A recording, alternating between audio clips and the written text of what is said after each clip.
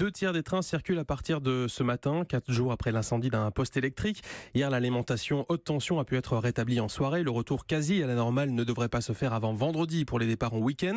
Cela car un centre de maintenance des TGV a aussi été victime de la coupure d'électricité et les opérations de vérification des rames ont pris du retard. Mais cette pagaille a aussi fait des heureux, Caroline Philippe, les agences de location de voitures et les cars Macron.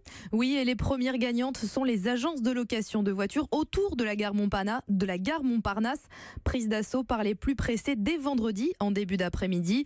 Chez le loueur Hertz, sur les 200 réservations de dernière minute, 30 à 50 demandes n'ont pas pu être honorées. Le système a même planté. Des clients continuaient de réserver en ligne alors que toutes les voitures étaient déjà attribuées. Les loueurs en ont-ils profité pour augmenter leurs tarifs ? Oui, mais de façon justifiée selon l'un d'eux, car cet afflux imprévu a, explique-t-il, généré des coûts supplémentaires comme le rapatriement en urgence de voitures à Paris. Deuxième gagnant, les cars Macron, Flixbus et EasyLine sont circulés à 100% de leur capacité tout le week-end, ce qui est exceptionnel. Depuis sa création, Ouibus n'avait jamais transporté autant de voyageurs en une journée, 80 000 au total pour la seule journée de samedi, dont 10 000 à cause de la panne. Autre gagnant, les plateformes de covoiturage qui fonctionnent à plein régime et ça devrait se poursuivre jusqu'à vendredi.